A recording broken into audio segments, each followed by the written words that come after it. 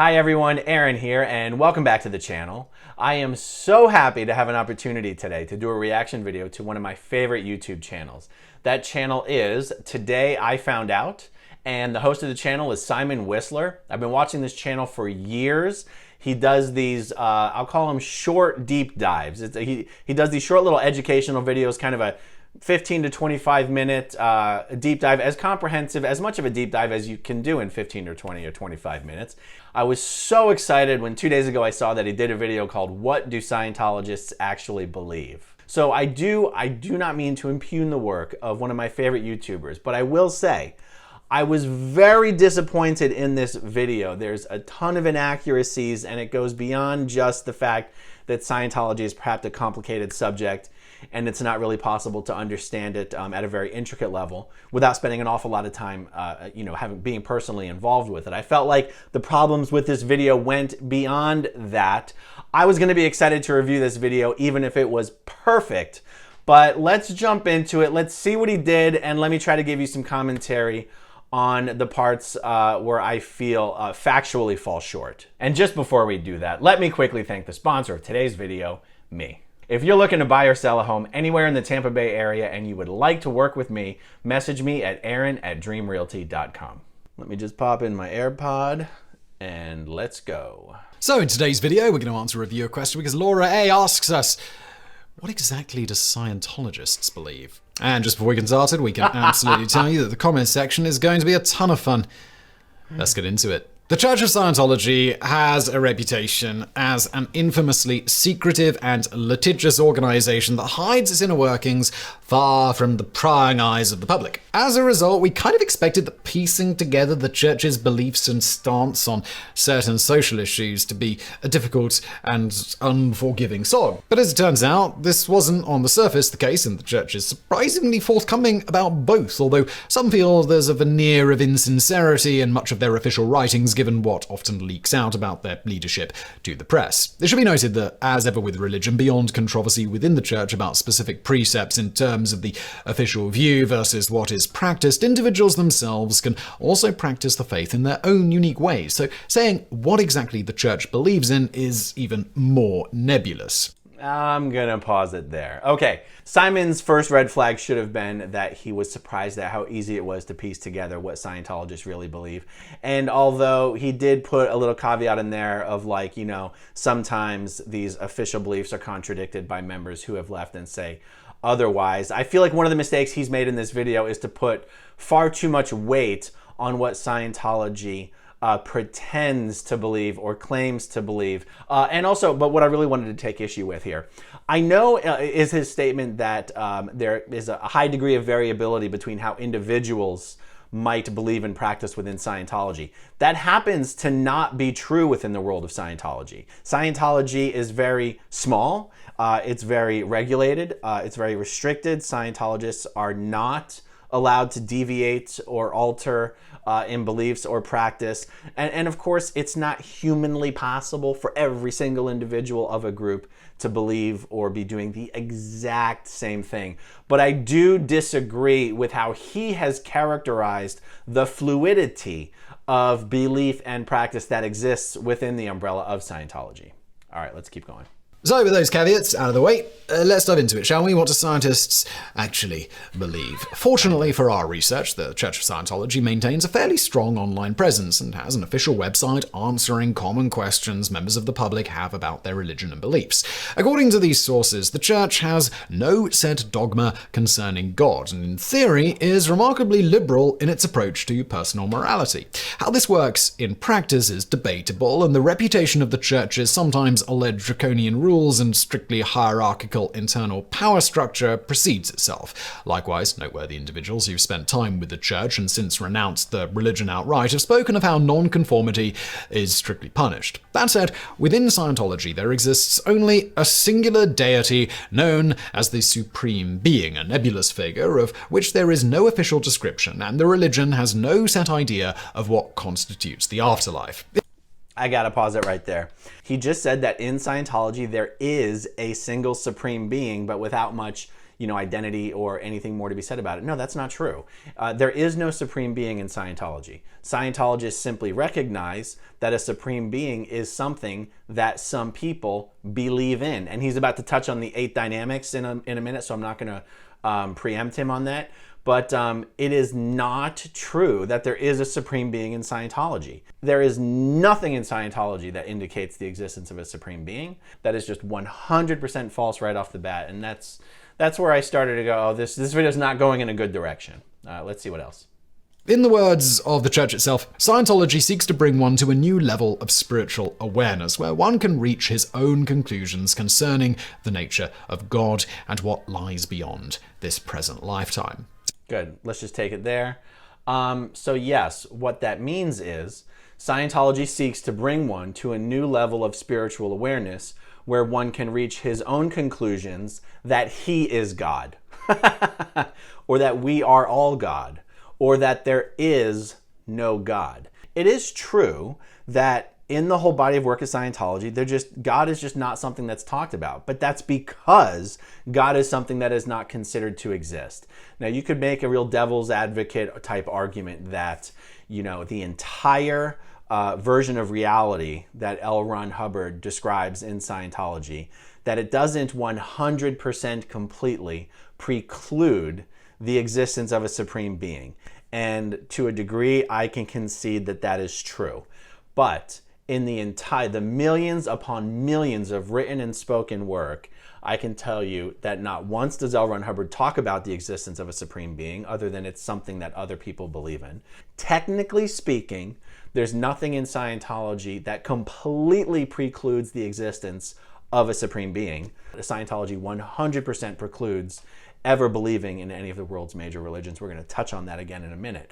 But this statement that Scientology uses, where one can reach his own conclusions concerning the nature of God, that's like their get out of jail free card. It's almost like, we're not going to tell you that there's no God, but if you do enough Scientology, you'll come to that conclusion on your own. So Scientology likes to be really cute about it, because there's nothing about Scientology's belief that is actually consistent with the world's major religions, but Scientology doesn't want anyone to know that.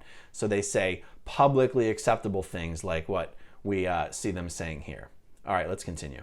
To this end, Scientology is a rarity amongst religions in that individual followers are free to worship other gods and even celebrate other holidays or observe the rules of another holy text if they so wish, not unlike the ancient Romans, who were widely accepting of other deities, even almost universally openly embraced. Yeah, it's just completely false. It's just, I'm really disappointed in this video. You are 100% not allowed to be a practicing Christian and be a Scientologist, meaning you will receive ethics and justice actions if you insist on continuing to try to practice other religions or be observant of other religions. You're allowed to celebrate holidays out of culture, out of capitalism and commercialism, the way most people, non-Christians, celebrate Christmas, but you are not allowed to believe. I could probably do a 20-minute video just on this subject alone, but I'll just leave it at that. This is a completely false statement in this video. So, for example, a Sikh Scientologist can still continue to wear a turban or follow the Khalasa. A Muslim Scientologist can fast during Ramadan. A Christian Scientologist can celebrate Christmas, and a Jewish Scientologist can continue to abstain from pork without it being deemed to interfere with the duties of being a Scientologist. But you'll notice the examples that he's giving here are just things that you do. They're not actually indicative of being observant members of that religion. But he said a Sikh Scientologist might continue to wear their turban. I'm no expert on Sikhs. Yeah, if someone who is a Sikh walks into a church of Scientology, they're not going to ask you to take your turban off. If you, sign on to a major Scientology course, they're not going to be like, can we have a conversation about that turban? And I don't know what Sikhs believe, but let's talk about Judaism. Let's say someone wants to wear a yarmulke. No one's going to tell you to take off a yarmulke if you're in a Scientology course room. It's not the physical act of doing a religious ceremony that Scientology would have a problem with. It would be the act of you actually believing in it. Scientology doesn't care if you pretend to be religious to keep your family happy or whatever. You're not going to offend a Scientologist by saying, I went to Sunday Mass, but they're going to be like, you did what? You're not actually going to get in trouble for going to the Mass. But if you started talking about actually thinking that you were being saved by Jesus, or you wanted to be saved, or you actually believed in heaven, you would, I use getting in trouble kind of colloquially because that can mean a lot of different things in Scientology. I guess where I'm really going with this, it's not what you do that Scientology is going to have a problem with, it's what you believe.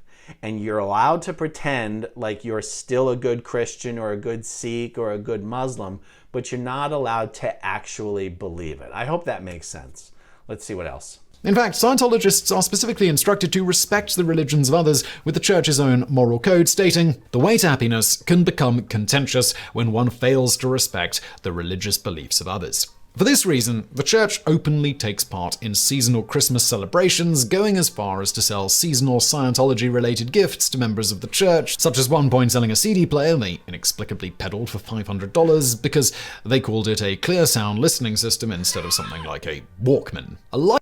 Scientology does have a very expensive holiday catalog, a gift catalog that comes out where they sell different Scientology merch.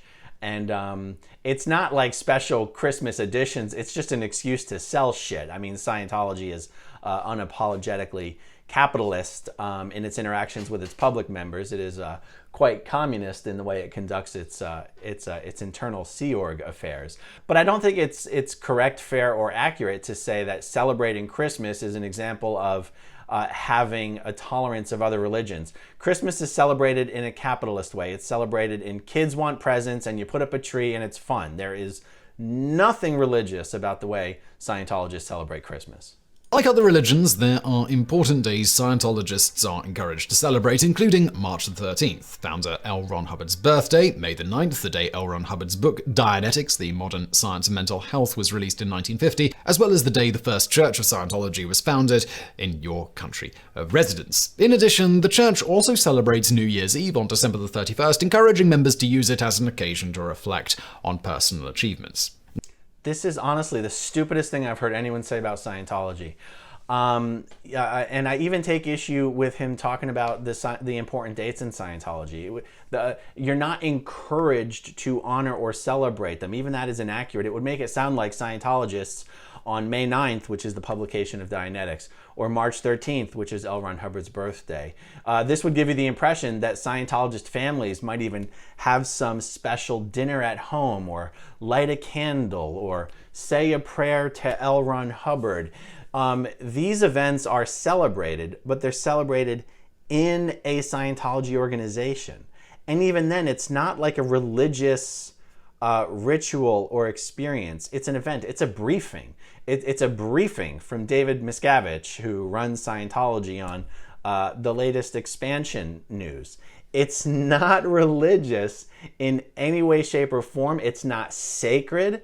If you don't attend the March 13th celebration at your local Scientology organization, it's not like you do something special at home. Like, you either go to the org, you either go to the event, or you don't. Most people don't even want to go to the event because then they get hit up to donate more money to Scientology. Like, for him to characterize these as in any way as some sort of special religious sacred holidays is inaccurate. And also, this thing he said about New Year's, that's just the dumbest thing ever. Scientologists are encouraged to use New Year's Eve as an opportunity to reflect on things to improve. I mean, just utter horseshit. I've never seen anyone say that about Scientology ever. I don't know where somebody would get that idea. New Year's Eve is just an excuse for Scientology to hold an event, to bring Scientologists in, to watch a briefing from David Miscavige, and try to hit them up for more money for auditing and courses. There's nothing special or observant about it in any way, shape, or form. Let's keep going. Now, contrary to popular opinion, Scientologists don't worship a giant prehistoric alien called Xenu, although the intergalactic tormentor does seemingly play a crucial role in the church. For anyone unfamiliar with the story of Xenu, here's a Cliff Notes version of the alleged story of your edification. Many millions of years ago, an intergalactic space dictator called Xenu killed billions of his own people by dropping them into the volcanoes of Earth and vaporizing them with hydrogen bombs. The souls of these aliens survived, however, and were captured by Xenu, who, for lack of a better term, brainwashed them all by forcing them to watch movies which implanted various pieces of false information, such as the imagery of Christ on the cross, as well as the creation stories of almost every other major world religion. Scientology. Pause. First of all, everything he just said is totally accurate. That whole Xenu thing, totally accurate. But again, he says the alleged Xenu story. Like, come on, Simon, you're better than that. It's not alleged. At some point, you have to stop using the church's propaganda in this thing. The Xenu story applies to Scientology's OT levels from 3 on up to 8. But what he just said there is that part of the Xenu story involves those captured thetans essentially being sort of brainwashed and having false memories electronically implanted into the essence of their being about the stories of all the world's major religions.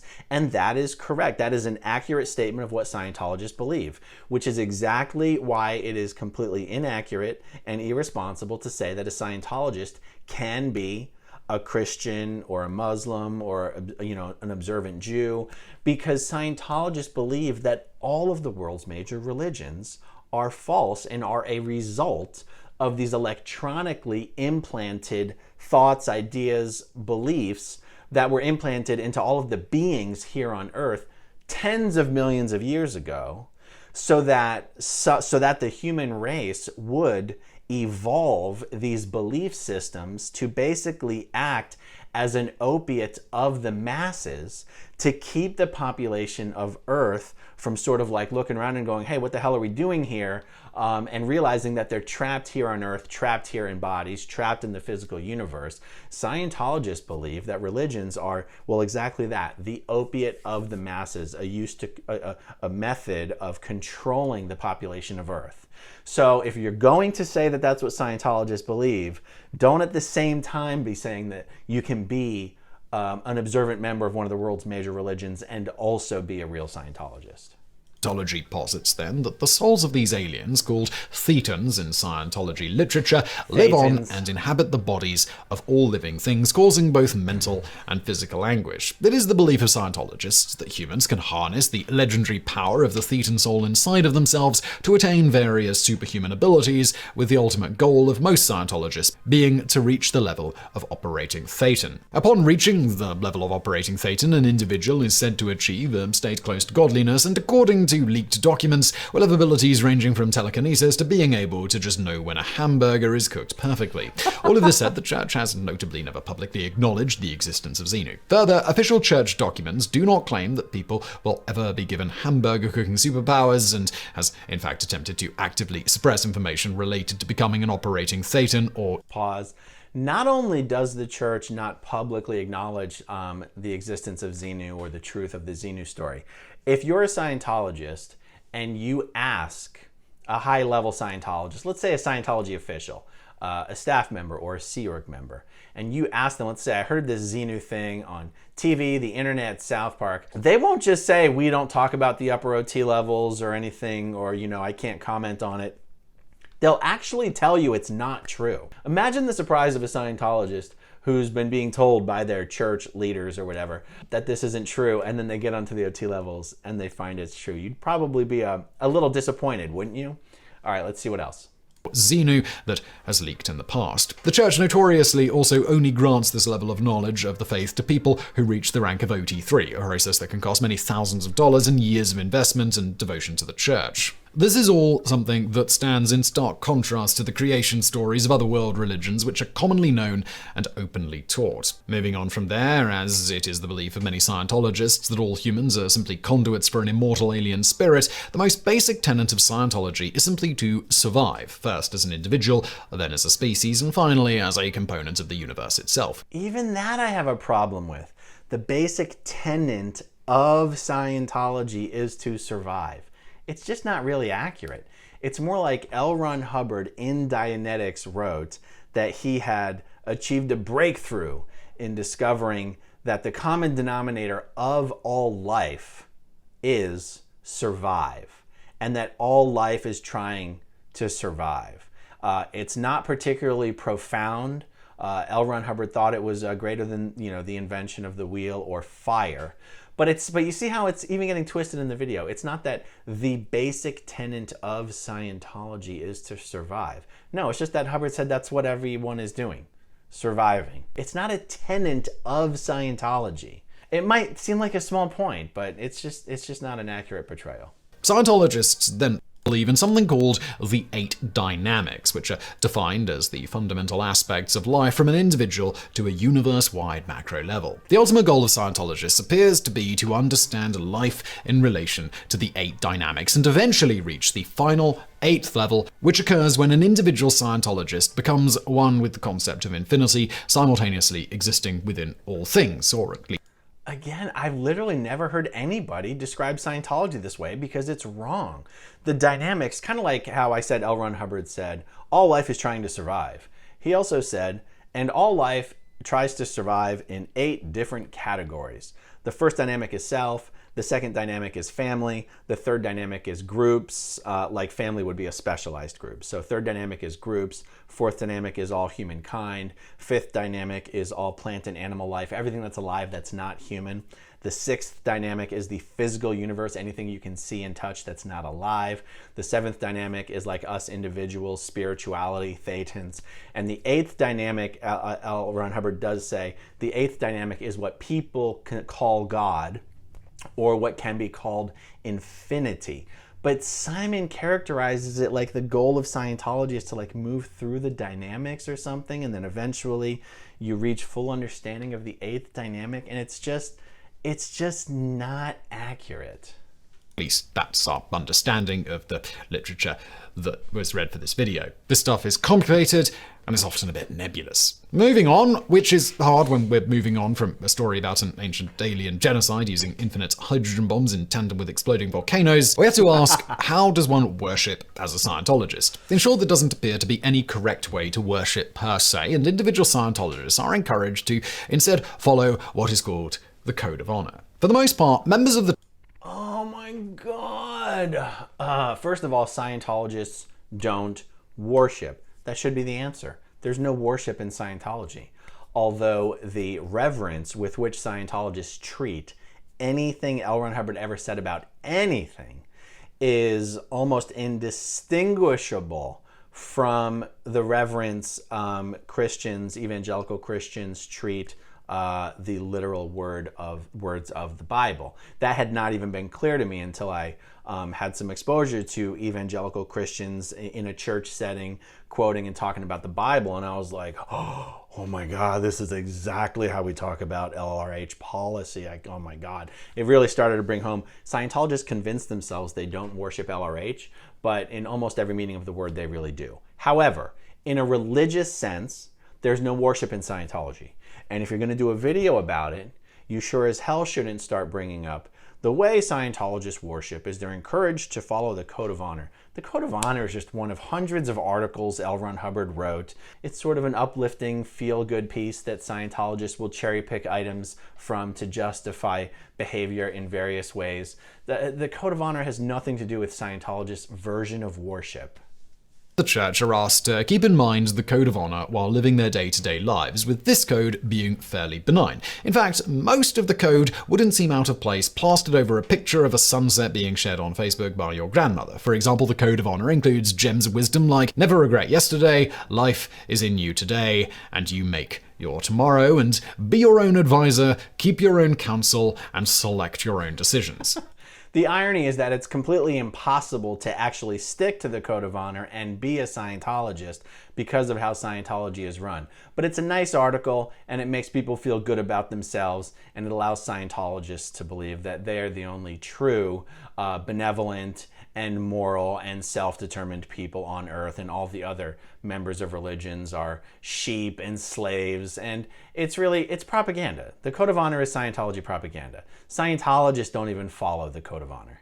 However, some elements of the code are altogether more, shall we say, unsettling, given the reputation of the church and certain stories told by former members of how individuals are allegedly emotionally brutalized to make them more compliant. For example, never fear to hurt another in a just cause. Likewise, entries from the Scientology Code of Honor, like never desert a group to which you... Yeah, so that's an example. Never fear to hurt another in a just cause. Those can be very empowering and enabling words in certain circumstances, and in other circumstances, it's just an excuse to do harm, because in the minds of a Scientologist, a just cause would be literally anything that advanced the aims of Scientology or defended Scientology from any criticism or attack. Owe your support and never withdraw allegiance once granted have also caused some controversy among some. On this note, individual Scientologists are purportedly Never withdraw allegiance once granted? Never? For any reason? See, this is the kind of thing where it's like the code of honor is used to both justify behavior and also to try to enforce behavior and control behavior.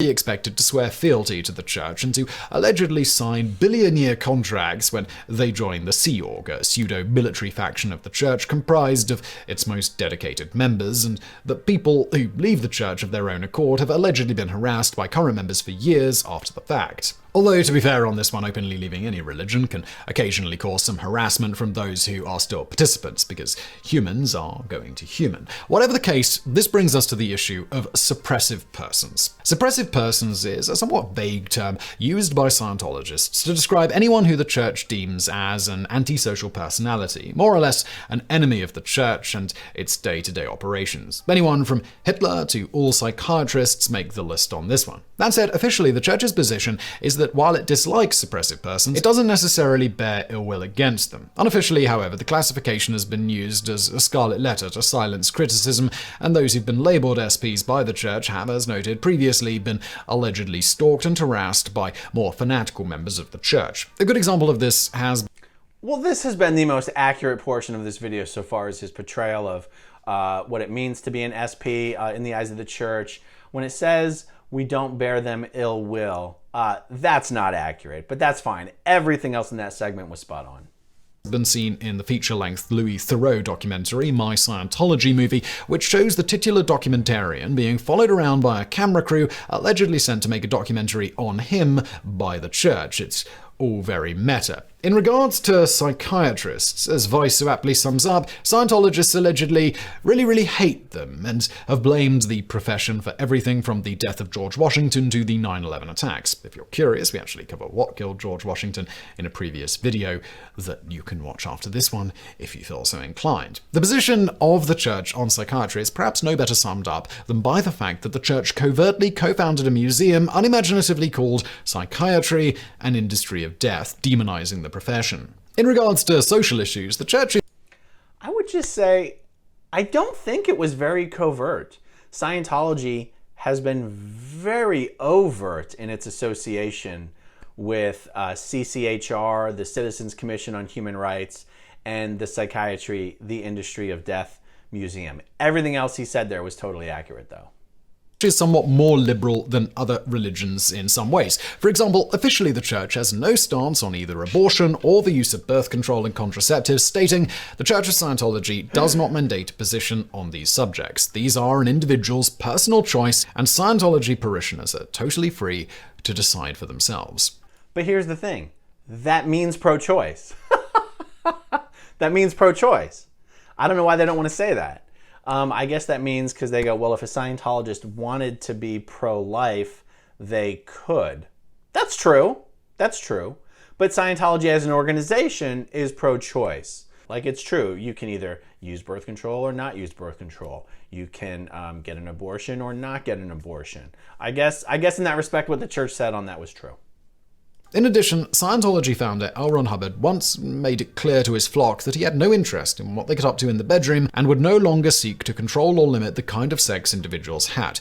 It should be noted here that despite this, Hubbard had previously spoke out against both sexual promiscuity as well as so-called sexual deviancy, included in this being homosexuality. Of course, people can grow and change their minds, but those other comments still provide a bit of controversy to this day. That's fair. That's fair. There was a policy Hubbard wrote called 2D rules. 2D refers to the second dynamic, which is family and sex. That said, from this point on, no Scientologist will ever be essentially interrogated or penalized or have any repercussions for anything they do in the bedroom, just to kind of put it in a nutshell. And yet again, this is one of those propaganda pieces. Like, Scientology points to that to say, we don't care about these things. But without going on a 10 or a 15 minute tangent on the subject, Scientology is very puritanical these days in these sort of bedroom adjacent behaviors that will be tolerated from members. So that's a weird one in Scientology. It's one of those big contradictions where LRH says one thing here, but in reality it's totally different. Regardless, in more recent years, the church has taken a far more liberal stance, stating that they don't discriminate based on gender, sexual orientation, race, or creed. To quote, "Because people are spiritual beings, gender of a minister is not an issue in Scientology. Scientology is a meritocracy. There are no glass ceiling limitations based on race, gender, ethnicity, or similar criteria for individuals who serve as ministers or as executives in the church's ecclesiastical management." So, I mean, that is technically accurate. There are no rules or prohibitions or limitations based on race, gender, ethnicity. The only exception would be there is a zero tolerance policy for gay behavior. You cannot be openly gay in Scientology. You will not be allowed to continue to progress up the bridge if you are being gay. In order to be allowed to progress up the bridge, you have to sort of put a pause on your gayness and admit that it's something you are not happy with and you're trying to change and you're abstaining from exercising such behavior. Yeah, but other than that, that's technically an accurate statement. That said, the official stance has been challenged by some who've since left the church, and it has been claimed that homosexuals are allegedly frequently abused for their sexuality, and there are allegations that the church has attempted to cure gay members. Likewise, many former female members of the church have alleged being exposed to levels of sexism and misogyny during their tenure with the church. In the end, in theory, Scientology is a remarkably pliant and liberal religion, which offers an individual almost unprecedented freedom among other religions to... What? By the way, I had to rewatch that on subtitles a couple of times. He says a plant and liberal religion. I clearly don't know what definition of plant he's using there. And I was thinking about it for a little bit. Like, is Scientology a liberal religion compared to what? Well, if you call the fact that they take their ministers, and that was something I was going to object to earlier. There's no such thing as a minister in Scientology. That's just a bullshit word the church uses to call an auditor because it sounds religious-y. No one in Scientology uses that word. But if you want to call a religion that has a shuttle that takes its ministers to the abortion clinic every week, and you want to say, look, we're liberal, then sure, you're liberal. Set their own moral compass as long as they strive to live a good life. In reality, however, it has been alleged that this isn't really the case in practice, with the official teachings marred by the reputation of the inner workings of the church itself. So, what's the truth in any of this? Well, we'll leave that discussion for the comments, as we don't want to get sued. Allegedly. Or we'll leave that discussion for this video. So, you know, I don't want to say that because this video was so full of falsities that Simon's other videos are as well. I love Simon's videos, and I'm going to keep watching his videos. But I don't know, do you agree with me? There are errors in this video that are not just explained by the fact that it can be hard to truly know what Scientologists believe. But, you know, look, my goal here isn't to beat up on Simon. I was just thrilled. I love it when channels that I already love watching touch on Scientology and wade into that subject. And since I've been doing these reaction videos recently, I was like, yes, I get to do a reaction video on one of my favorite YouTubers. All right, everyone, that's all I've got. Thank you. Thank you to everyone who watches until the very end, and I'll talk to you guys soon. Bye. Okay, if you want to see my rock and roll songs, click right on this guitar. And if you want to see a different one of my videos,